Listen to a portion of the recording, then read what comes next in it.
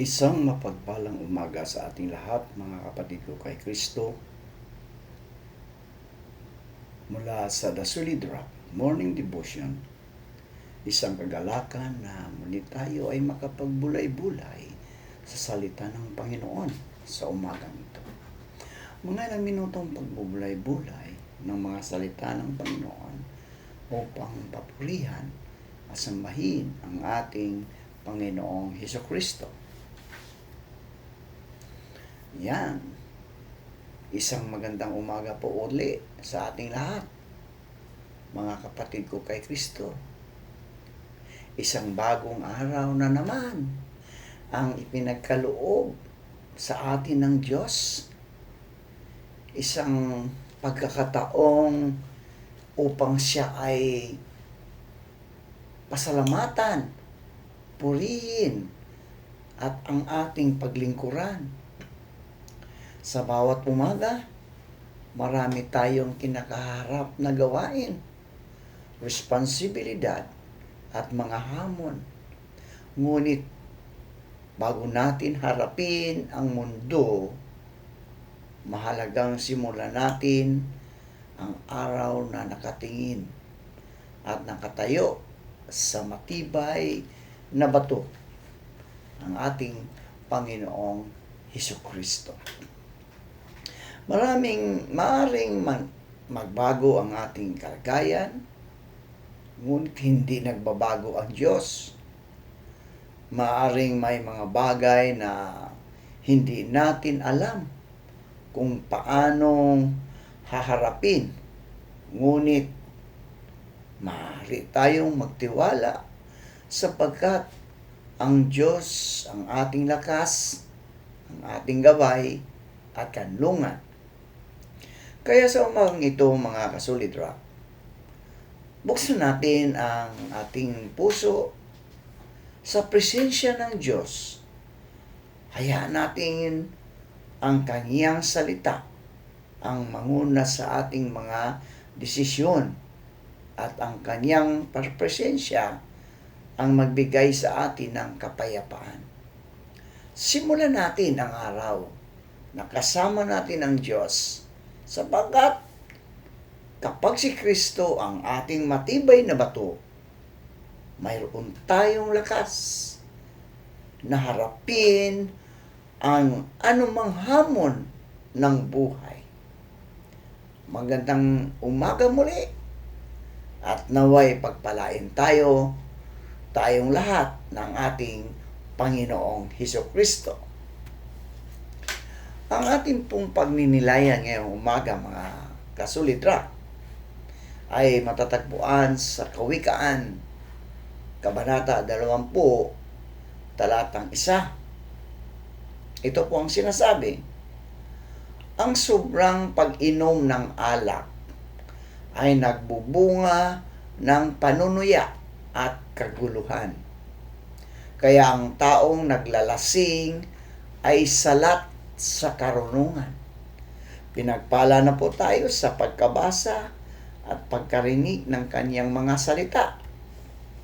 Samahan ninyo ako sa pananalangin. Tayo po ay manalangin. Aming mapagmahal na Diyos, maraming salamat po sa pagkakataong kami ay nakapagtipon upang makapagnilay at makinig sa iyong mga salita. Buksan mo ang aming mga puso at isipan upang maunawaan namin ang iyong kalooban tungkol sa aming pamumuhay at mga desisyon. Bigyan mo kami ng karunungan, pagpipigil sa sarili, at pusong handang sumunod sa iyo. Naway ang iyong salita ang maging gabay namin sa bawat bagay na aming ginagawa. Ito po ang aming dalangin sa pangalan ni Hesukristo na aming Diyos at tagapagligtas. Amen. Yon. Magandang umaga muli, mga ka-Solid Rock. Biyernes na naman. Thanks God, it's Friday. No? Bukas ay Sabado. Di ba? Weekend. Makapagpahinga na po ang lahat. No? Kaya ang ating pagninilayan ngayong umaga, mga kasolidrak, dahil Sabado bukas, ay may pinabagatan kong kasalanan ba ang umiinom ng alak? Kasalanan ba ang umiinom ng alak? Ang mga kapatid ko kay Kristo, o mga kasolidrak, isa sa mga tanong na madalas lumitaw sa buhay Kristiyano ay, kasalanan ba ang uminom ng alak? Di ba? Mahalagang pag-usapan ito ng may katapatan, sapagkat hindi sapat na sabihin lamang na oo o hindi. Kailangan natin tingnan ang buong katuruan ng Biblia tungkol sa alak, paglalasing, pagpipigil sa sarili, budhi, pagiging halimbawa sa iba at kabanalan. May mga Kristiyanong naniniwala na ang anumang pag-inom ng alak ay mali. Meron namang naniniwala na ang Biblia ay hindi tahasang nagbabawal sa lahat ng pag-inom ng alak. Ngunit malinaw, mga kapatid, malinaw na ipinagbabawal nito ang paglalasing at anumang paggamit ng alak na humahantong sa kasalanan. Kaya ang mas mahalagang tanong ay hindi lamang maaari ba akong umiinom, kundi ang ginagawa ko ba ay nakakalugod sa Diyos? At ang paggamit ko ba ng alak ay nakatutulong o nakapipinsala sa aking buhay, sa aking pamilya, sa aking pananampalataya at sa aking patotoo bilang Kristiyano? Hindi lahat ng pagbanggit ng alak sa Biblia ay negatibo. Mahalagang maging balansehin natin, mga kapatid. Sa Biblia, may mga talata na nagpapakita na ang alak ay ginagamit sa iba't ibang konteksto. Halimbawa na lamang, binabanggit sa Juan 2 ang alak sa kasalan sa Kana, kung saan ginawa ni Jesus ang tubig na alak. O, di ba? Mayroon ding binanggit si Apostol Pablo sa unang Timoteo 5, talatang 23, tungkol sa paggamit ni Timoteo ng kaunting alak dahil sa kanyang mga suliranin sa tiyan. Ipinakita nito na hindi lamang masasabi na ang bawat pagbanggit o bawat paggamit ng alak sa Biblia ay otomatikong itinuturing na kasalanan. Ngunit kailangan nating maging maingat, mga kapatid. No? Kailangan nating maingat.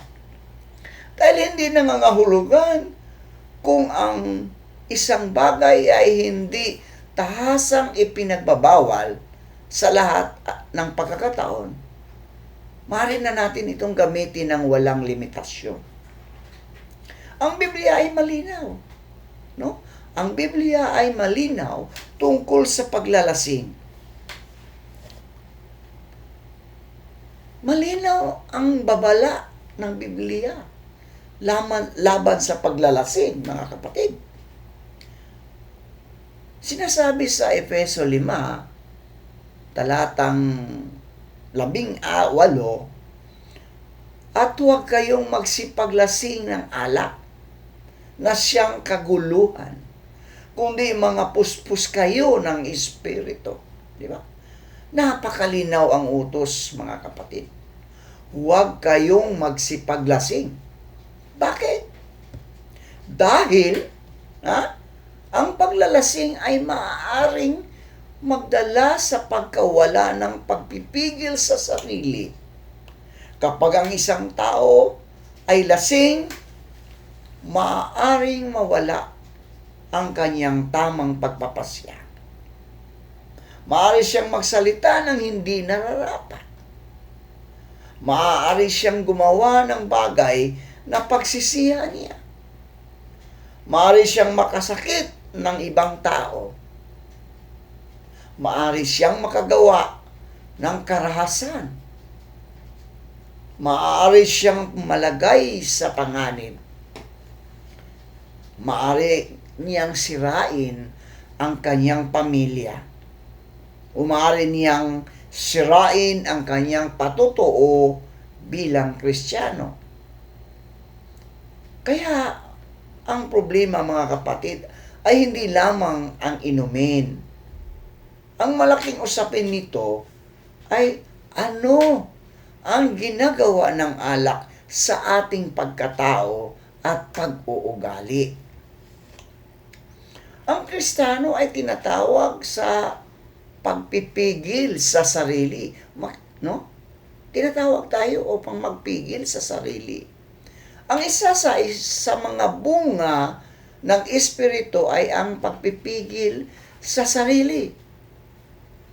Sinasabi sa Galatia 5, talatang 22 hanggang 23, datapwat ang bunga ng Espiritu ay pag-ibig, katuwaan, kapayapaan, pagpapahinuhod, kagandahang loob, kabutihan, pagtatapat, kaamuan, at ang pinakahuli ay ang pagpipigil, mga kapatid. Pagpipigil. Kaya, ang tunay na buhay Kristiyano ay hindi lamang tungkol sa kung ano ang maaari nating gawin. Ito rin ay tungkol sa kung ano ang kaya nating ipagkait sa ating sarili para sa Diyos at sa kapakanan ng iba. May mga bagay na maaaring hindi tahasang ipinagbabawal, ngunit maaaring hindi makabubuti sa atin. Ang tanong ng isang mature na Kristiyano ay hindi lamang bawal ba, kundi makabubuti ba? Yun ang mga tanong ng mga mature na Kristiyano. No? Nasa malalim na pananampalataya sa Diyos. Bawal ba? Kundi ang tanong, makabubuti ba? Di ba? Makakabuti ba?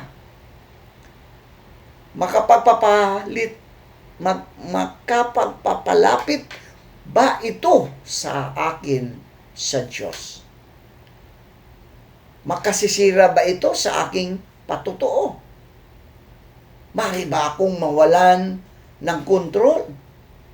O maaari ba itong maging dahilan ng pagkatisod ng iba? Huwag maging alipin sa anumang bagay, mga kasulidra, mga kapatid.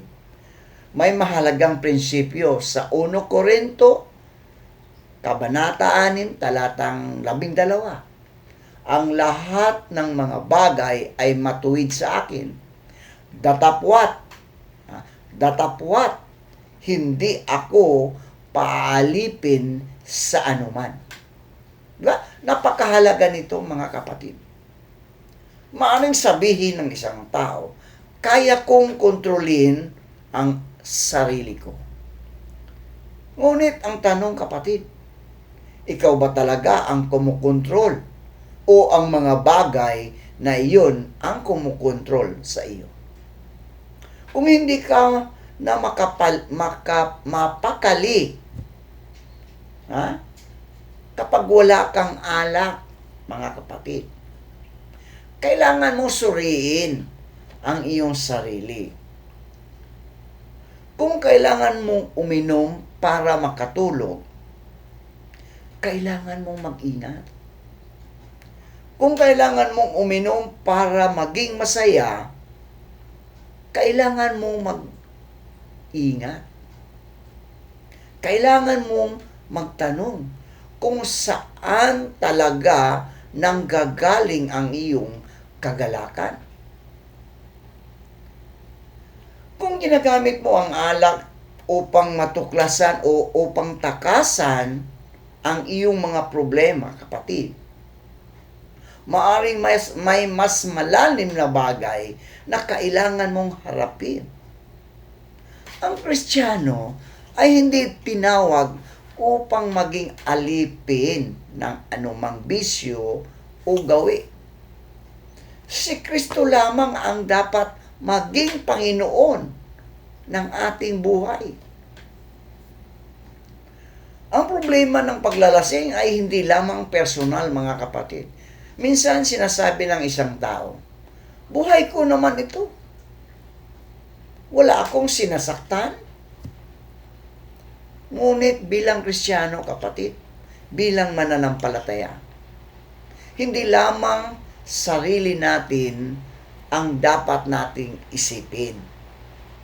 May pamilya tayo. May mga kaibigan tayo. May mga kapatid tayo sa pananampalataya. May mga taong tumitingin sa ating halimbawa. Sinasabi nga sa 1 Korinto, Kabanata 10, talatang 31 hanggang 32, na anumang ating ginagawa ay dapat gawin sa ikaluluwalhati ng Diyos at dapat nating iwasan maging sanhi ng pagkatisod ng iba. Di ba?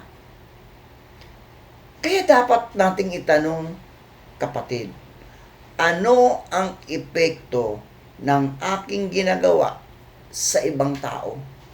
Yun ang tanong.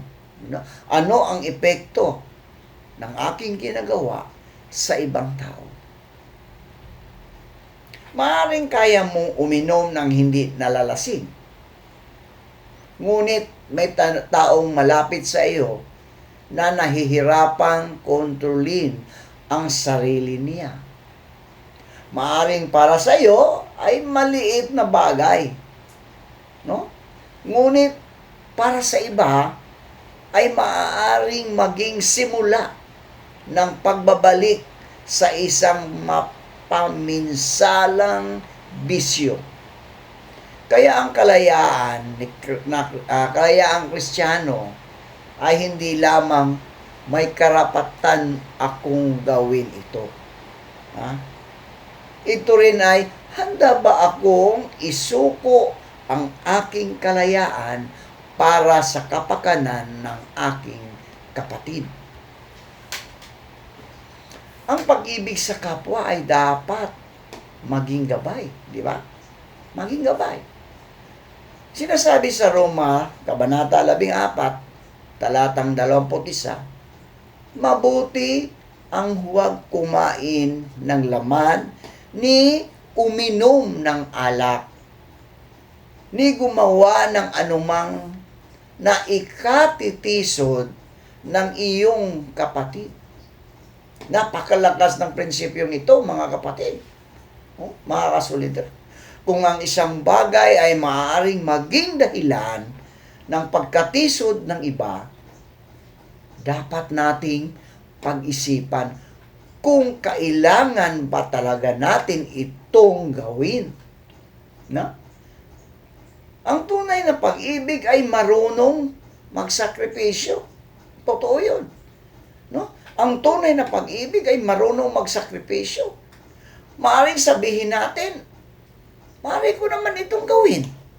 Ngunit maaari ring sabihin ng pag-ibig, hindi ko na lang gagawin kung makatutulong ito sa aking kapatid. So ito ang halimbawa ni Kristo, mga kapatid ko kay Kristo. Hindi niya ginamit ang kanyang kalayaan para sa sarili lamang. No? Para sa sarili lamang. Ginamit niya ang kanyang buhay upang paglingkuran at iligtas ang iba. Now, ang kalayaan ng may kasamang pananagutan, kapatid, ang pagiging Kristiyano ay hindi nangangahulugang malaya tayong gawin ang lahat ng gusto natin. No? Ang kalayaan sa Kristo ay kalayaan mula sa pagkaalipin sa kasalanan. Kaya kung may isang bagay na unti-unting kumukontrol sa atin, kailangan nating seryosuhin. Suriin ito. Maaring sabihin ng isang tao, isang baso lang naman. Isang baso lang naman. Ngunit, kung ang isang baso ay nagiging 2, 3, 4,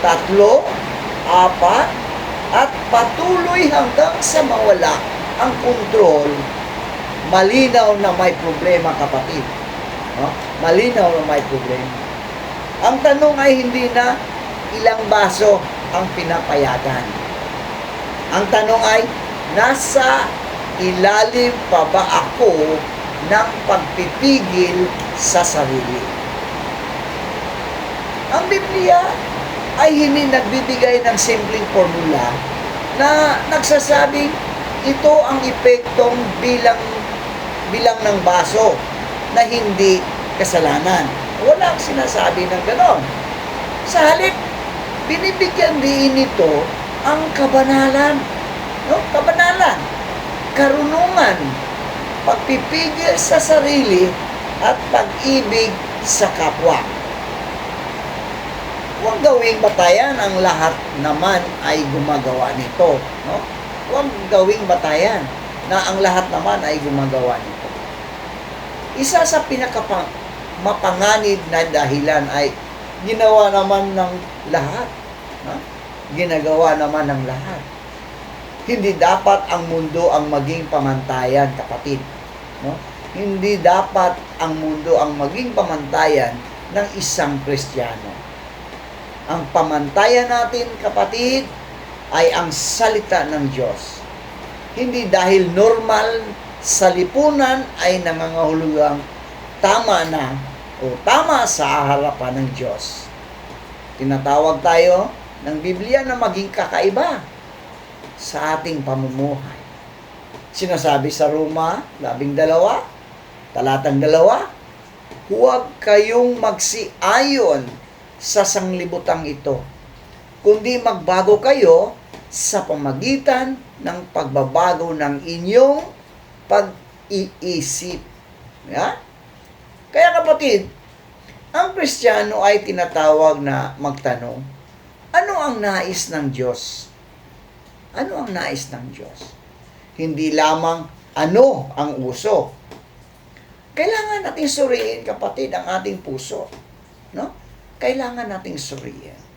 Minsan, hindi alak ang tunay na problema. Hindi alak ang tunay na problema. Maring ang problema ay pagtakas sa problema. Kawalan ng kapayapaan, sama ng loob, stress, kalungkutan, galit, pressure, o kawalan ng tamang relasyon sa Diyos. Maaring ginagamit natin ang alak upang takpan. Upang takpan ang sugat na hindi natin inilalapit sa Panginoon. Ngunit hindi kayang pagalingin ng alak ang sugat ng puso, kapatid. Hindi kaya. Hindi nito kayang alisin ang kasalanan. Hindi nito kayang magbigay ng tunay na kapayapaan.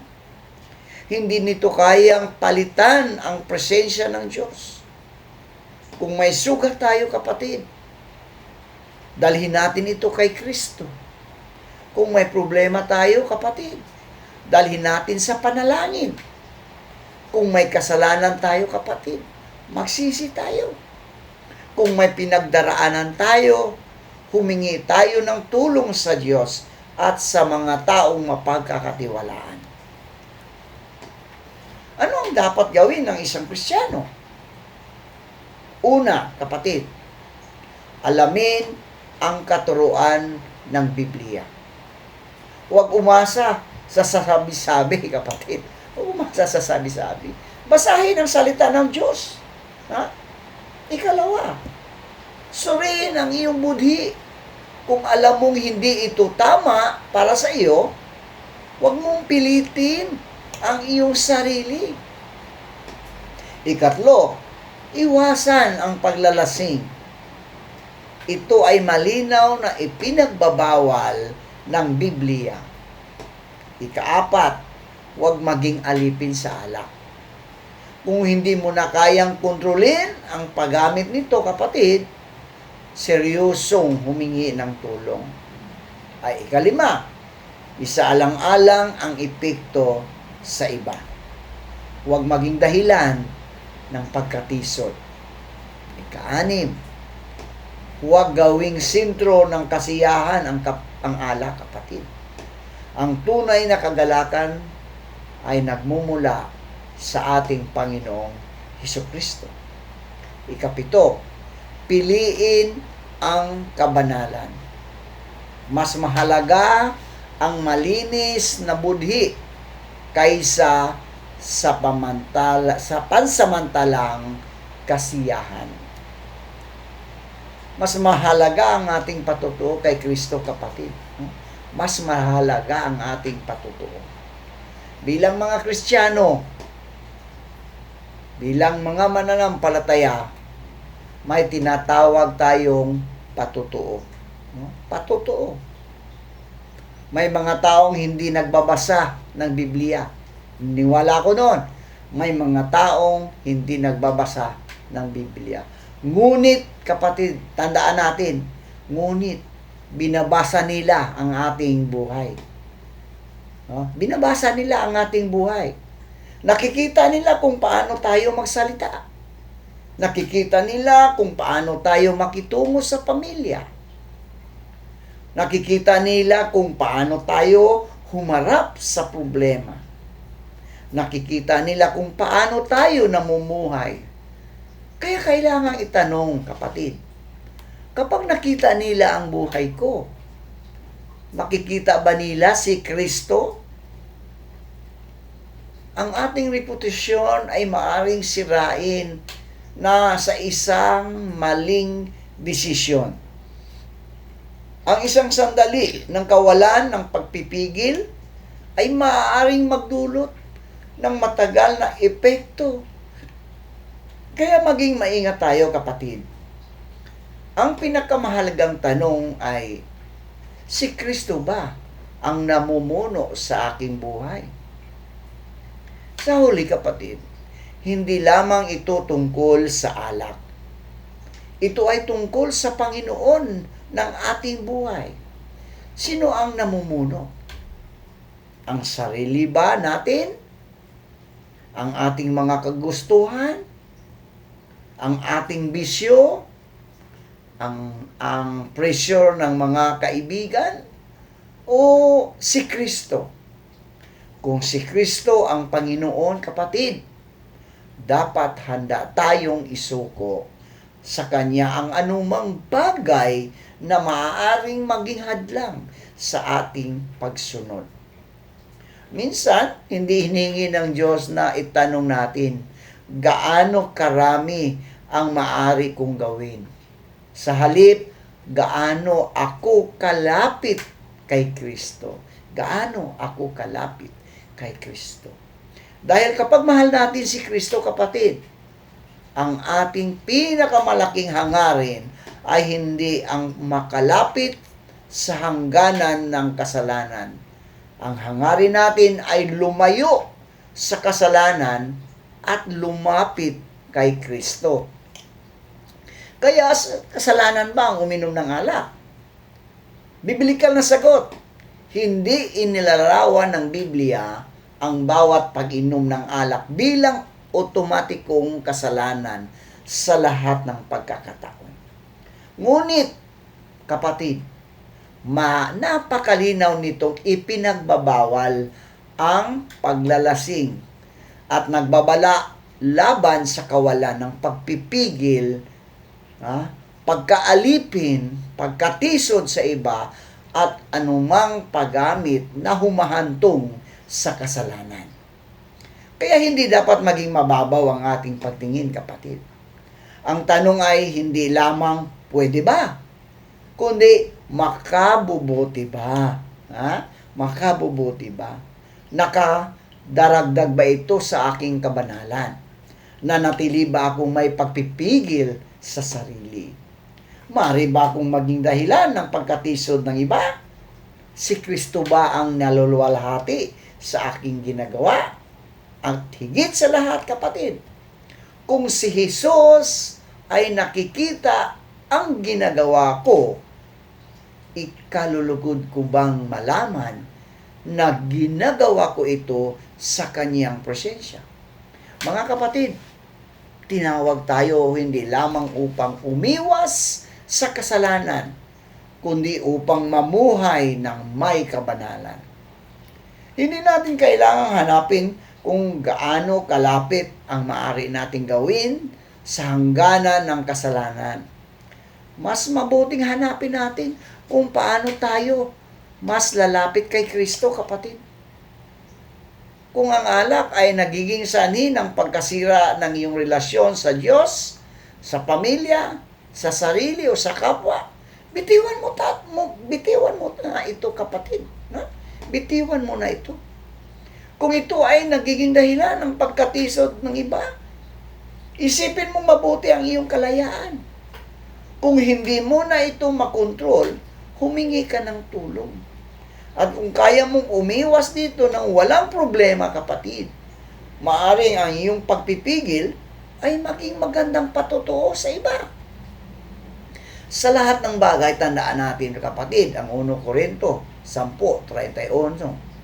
Kaya kung kayo'y nagsisikain o nagsisiinom o anumang inyong ginagawa, gawin ninyo ang lahat sa ikaluluwalhati ng Diyos.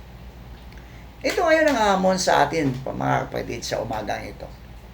Hindi tayo tinawag upang mamuhay sa tanong na gaano karami ang maaari kong gawin ng hindi kasalanan.